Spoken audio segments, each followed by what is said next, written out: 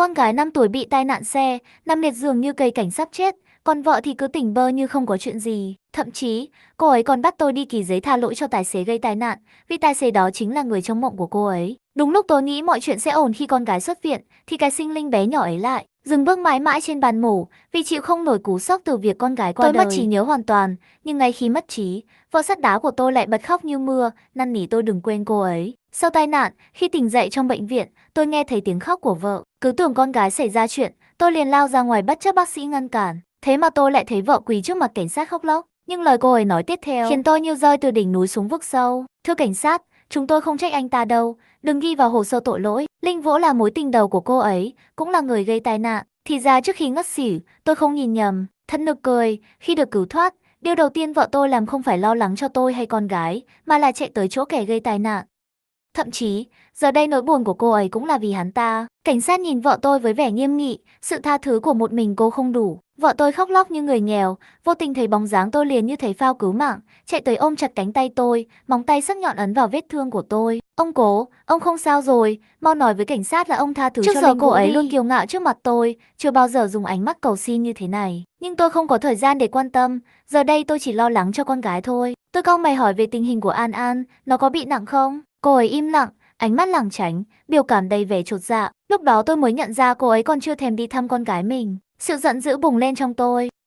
Tôi hất cô ấy ngã xuống đất, dù vết thương bị móng tay cô ấy cào rách cũng không để ý. Tôi chạy đến hỏi bác sĩ gần đó, con gái tôi thế nào rồi? Bác sĩ nhìn tôi bằng ánh mắt phức tạp, tình hình không khả quan lắm, vẫn đang cấp cứu. Còn vợ tôi thì như không nghe thấy, lại lao đến kéo tôi đi. Anh đi với em trước, xong việc đã. Tôi chịu hết nổi rồi, quát vào mặt cô ấy, cô không nghe thấy sao? Tình hình của An An không khả quan, trong lòng cô còn con bé không? Cảnh sát bỏ đi, còn vợ tôi thì hết kiên nhẫn, thì hắn ta không phải giỏi nhất à, sao bây giờ lại lo lắng chứ? Tôi đã giải thích với cô rồi mà, hắn không giả vờ đâu, chỉ là sợ cô lo lắng thôi. Cô ấy ngắt lời tôi với vẻ chán ngán, được rồi, chỉ là một chút thương tích thôi mà, nhhơn một tí là xong ấy mà. Linh Vũ là người nổi tiếng, nếu có án, cuộc đời hắn ta sẽ tiêu tan. Tôi nhìn cô ấy mà không thể tin nổi.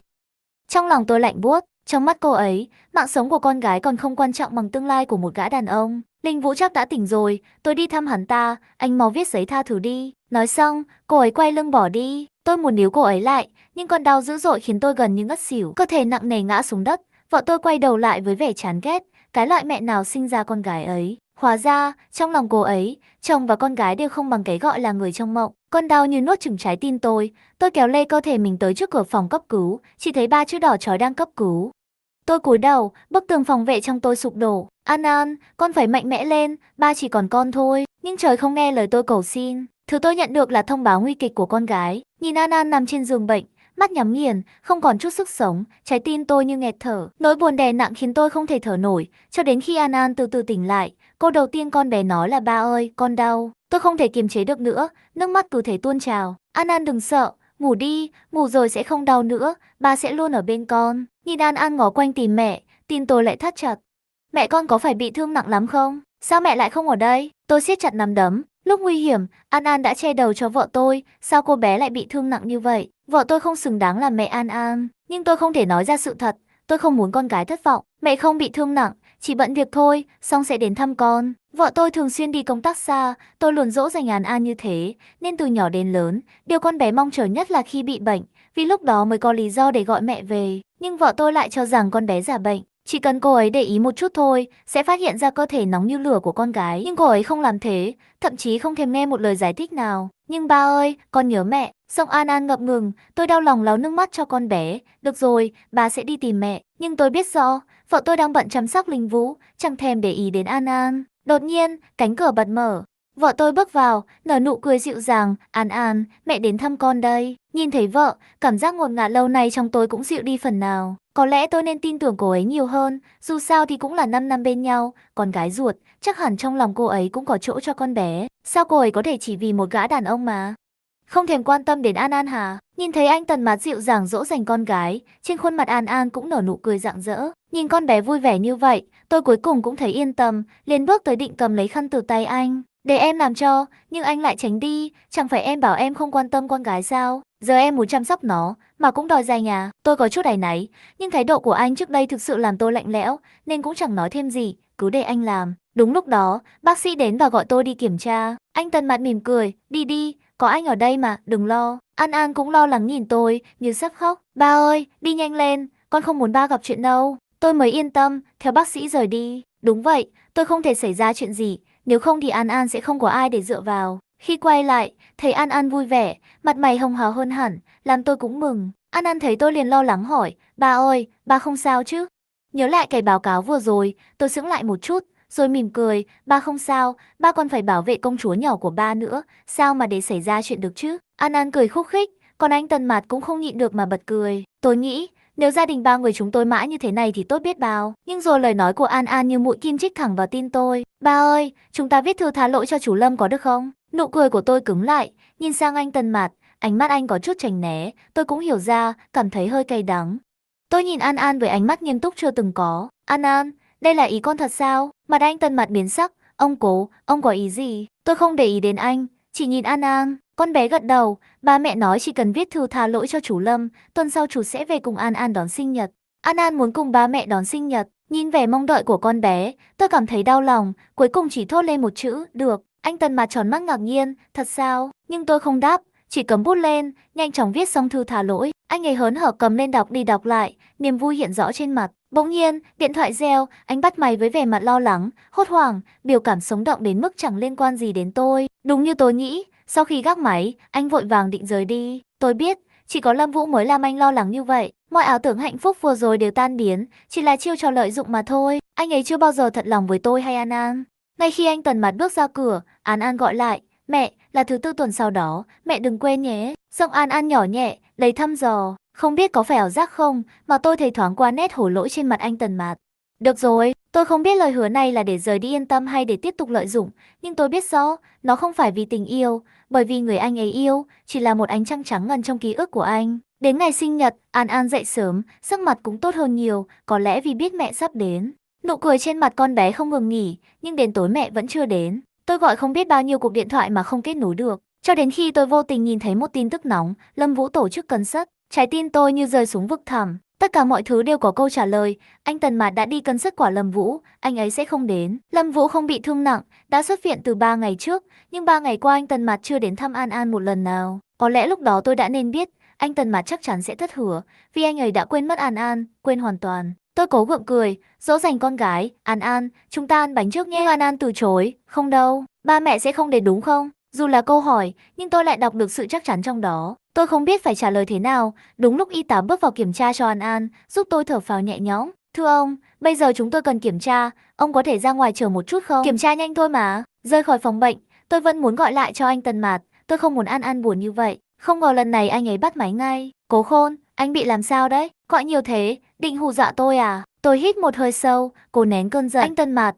hôm nay là sinh nhật An An, anh đã hứa sẽ ở bên con bé. Đầu dây bên kia im lặng một chút, sau đó trả lời với giọng bực bội, thế thì sao? Tôi không thể có việc khác à? Đứa nhỏ này có thể biết điều hơn chút không? Sự giận dữ của tôi không còn kiềm chế được, tôi hét lên, anh Tần Mạt, anh có tư cách gì mà nói như vậy? Em có bao giờ chịu làm mẹ một ngày cho đúng nghĩa chưa? An An chỉ muốn mẹ ở bên mình vào sinh nhật thôi mà, thế mà cũng khó khăn vậy sao? Anh ấy đáp lại, em hét cái gì? Nếu em thấy anh không đủ tiêu chuẩn làm mẹ, thì kiếm người khác đi mà làm mẹ nó. Đừng có gọi điện làm phiền anh nữa. Rồi cúp máy cái rụp, ngay lập tức, cảm giác bất lực ùa đến, An An của tôi chỉ muốn mẹ ở bên cạnh mình thôi, thế mà sao lại khó khăn thế nhỉ? Tôi bước ra hành lang an toàn, hít thở sâu để trấn tĩnh trước khi quay lại phòng bệnh, nhưng cảnh tượng trước mắt khiến tim tôi như muốn rụng ra ngoài. Trời đất quỷ thần ơi, An An biến mất rồi. Chiếc giường sạch sẽ trước đó đã bị nhuộm đỏ bởi máu, trên sàn nhà còn dính lại những vệt máu tươi. Một y tá đang bị bảo vệ đè xuống đất, miệng liên tục chửi rủa, mày đồ vô liêm sỉ, đúng là đáng chết. Tim tôi đập mạnh hơn trống, môi mấp máy mà không phát ra tiếng nào. Một người đứng cạnh đó thấy tôi có vẻ không ổn, liền rụt rè hỏi, anh có phải là bố của đứa bé kia không? Con gái anh bị cô gái điên này đâm bị thương. Tên cô ấy là Song Trăng, anh nên đến xem ngay đi. Tai tôi ù lên như sấm, tôi tức tốc chạy như bay đến phòng cấp cứu, nỗi tuyệt vọng bao phủ lấy tâm trí. Tôi chỉ biết thầm cầu nguyện ông trời đừng mang con gái tôi đi, nhưng ông trời có vẻ không thèm nghe. Khi tôi tới nơi, cửa phòng cấp cứu vừa mở ra, nhưng trên xe đẩy lại phủ một tấm vải trắng. Bác sĩ chỉ nói, chúng tôi đã cố gắng hết sức, những lời nói đó khiến tôi đơ người, không thể hiểu nổi. Tay tôi run rẩy vén tấm vải lên, đặt lên gương mặt lạnh ngắt của con, nước mắt rơi xuống như mưa. An An, con mở mắt ra nhìn bố đi nào. Chúng ta còn chưa cắt bánh sinh nhật mà. An An, dậy đi, bố sai rồi, bố không nên rời đi, bố thật sự sai rồi. Nhưng dù tôi có nài nỉ thế nào, An An cũng không đáp lại. Tôi không thể lừa dối bản thân nữa, An An của tôi đã không còn. con bé nhỏ bé đó sẽ mãi mãi dừng lại ở tuổi 5. Nỗi đau nhói tim khiến tôi không thở nổi, sự đau khổ và hối hận tràn ngập trong ngực. Cảm giác ngộp thở làm tôi choáng váng, chiếc điện thoại dưới sàn cứ nhấp nháy không ngừng, nhưng tôi chẳng buồn để ý. Tôi đứng lặng tại chỗ, không biết đã bao lâu trôi qua, thì đột nhiên nghe thấy tiếng bước chân dồn dập từ phía sau. Là Kinmo, anh ta lao thẳng đến bên giường của An An. An An, mẹ đến rồi, mẹ đến để tổ chức sinh nhật với con đây. Anh ta vừa khóc vừa gọi, nhưng không nhận được bất kỳ phản ứng nào, giống như tôi trước đó. Cuối cùng anh ta từ bỏ ý định đánh thức con gái, quay sang tôi, rồi tát tôi một cái trời giáng. Tại sao anh không chăm sóc tốt cho An An? Tại sao cảnh sát lại nói với tôi rằng An An bị đâm? Anh đi đâu vậy? Tại sao lại là lưu An An một mình? Tại sao người chết không phải là anh? Tôi chỉ biết đứng đó, để mặc anh ta đánh mắng, không phản kháng. Đúng vậy, tại sao người chết không phải là tôi? Cuối cùng, cảnh sát tới và kéo Kinmo ra. Thưa ông, xin bình tĩnh, chúng tôi có vài câu hỏi cần hỏi. Kinmo dừng lại, nước mắt vẫn chảy trên mặt, trông có chút mơ hồ. Là thế này, sau quá trình điều tra, chúng tôi phát hiện ra người phụ nữ đâm con gái các vị từng là bạn gái của ngôi sao nổi tiếng Lin Yu. Vì cho rằng mối quan hệ của họ tan vỡ do sự cố tình phá hoại của bà, cô ấy đã ôm hận trong lòng nên mới làm hại con gái của các vị. Nói cách khác, đây là một vụ trả thù có chủ đích. Nghe đến đây, tôi mới có phản ứng, như thể bị ai đó bóp nghẹt, tôi không thể thở được.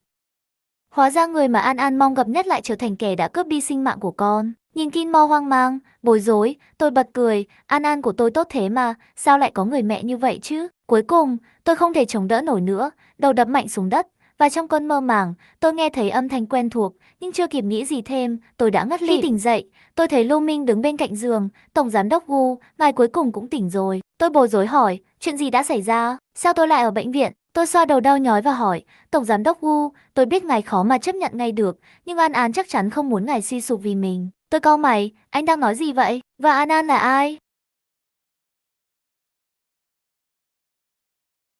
Lưu Minh khựng lại, do hỏi, Tổng Giám đốc Gu, ngài không nhớ gì sao? Đúng lúc đó, bác sĩ bước vào, bệnh nhân giường số 5 có kết quả kiểm tra, ban đầu chúng tôi chẩn đoán là do cục máu đông trong não. Cả Lưu Minh và tôi đều đơ người, tôi mất trí nhớ rồi sao? Sau khi bác sĩ rời đi, tôi bắt đầu hỏi Lưu Minh về những gì đã xảy ra, nhưng càng nghe, tôi càng nhíu mày, đủ rồi, tôi không muốn nghe những câu chuyện đó nữa. Nghe xong, tôi chẳng có cảm xúc gì, chỉ cảm thấy hoài nghi, là người thừa kế của tập đoàn Gu, sao tôi có thể không thừa kế cơ nghiệp mà đi cưới một kẻ vô lại như thế?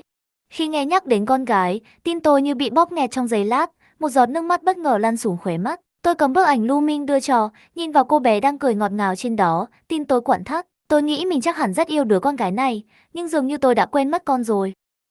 Tôi bắt đầu hỏi Lưu Minh, rốt cuộc đã xảy ra chuyện gì vậy? Nhưng càng nghe, lông mày tôi càng nhíu chặt hơn. Đủ rồi, tôi không muốn nghe mấy câu chuyện này nữa. Nghe tới đây, trong lòng tôi chẳng có chút cảm xúc nào, chỉ thấy nghi ngờ. Tôi là người thừa kế của tập đoàn Chuyện Kể mà, sao lại có thể không kế thừa gia nghiệp được chứ? Cái gì chứ? Đi cưới một người không ra gì. Nhưng khi nghe đến chuyện của con gái, tim tôi bỗng nhiên nhói đau một chút, một giọt nước mắt vô tình lăn xuống từ khóe mắt. Tôi cầm tấm ảnh mà Lưu Minh đưa cho tôi, nhìn cô bé cười tươi rói trong đó, tim tôi đau thắt lại. Tôi nghĩ mình chắc hẳn rất yêu cô con gái này, nhưng kỳ lạ là tôi hình như đã quên mất cô bé rồi.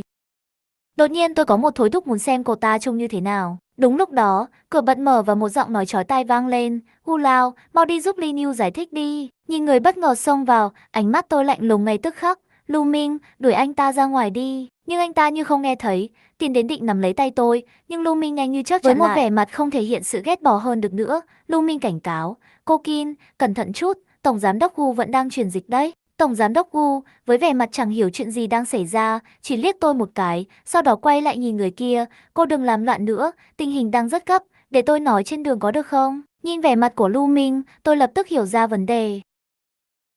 À, hóa ra đây là vợ trên danh nghĩa của tôi. Hôm nay trên hát sớt tôi cũng đã thấy, dòng đầu tiên là nam thần đình đám Lin yêu, đời sống bê bối, hại chết con gái 5 tuổi. Thật là buồn cười, con gái mình còn chưa kịp lạnh. Vậy mà điều đầu tiên cô ấy nghĩ đến lại là tương lai của một gã đàn ông khác. Cơn khó chịu trào dâng trong lòng tôi. Chỉ cần nhìn cô ta thêm một giây cũng đủ làm tôi chán ngán. Thấy tôi không nói gì, Kinmo cố vắt ra 2 giọt nước mắt. Gu Lao, em biết anh vì cái chết của An An mà hận chúng em, nhưng người chết không thể sống lại, chúng ta còn phải tiến về phía trước. Em biết vì em thất nghiệp nên anh mới bị kìm chân, tạo cơ hội cho hung thủ, nhưng chuyện này không liên quan gì đến Lin Yu.